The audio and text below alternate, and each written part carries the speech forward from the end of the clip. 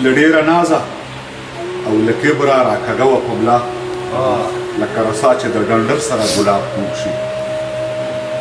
نو د زلفو خط د مخ ټاپونه داسې پوکتا وو لکه زمونږ د کلي خواته چې سیلاب پوک شي. او د زلفو ورونه په یو بل داسې کاږه واږه وو لکه زاهد نه د اردو تسبو تناب پوک شي. د ترخ بټوۍ له اوږې راښویېدله داسې لکه د اس د یو طرف نه چې رکاب پوک شي.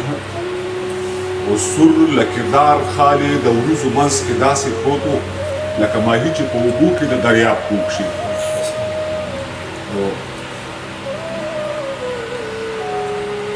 خدای خبر ولې هلته ناسته وې چې ما ته ګوري او چې زه ور وګورم تندي کې محراب پوک شي.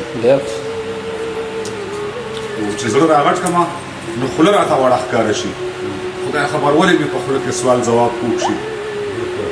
او خدای خبر ولې د یو نوم په اخیستو داسې شي لکه چې نوم د پښتون واخلمه پنجاب پوک شي. ډېر اعلی بیا بیا خدای خبر ولې د یو نوم په اخیستو داسې شي لکه چې نوم د پښتون واخلمه پنجاب پوک شي. او لکه دا زه چې په ملا کوږ یم تا هم داسې غواړم لکه د چا په زړه میله کې اسباب پوک شي. او زه خو له غمه په ملا کوږ یم دی له نازه داسې لکه پشتیک چې د غزل سره تراب پوک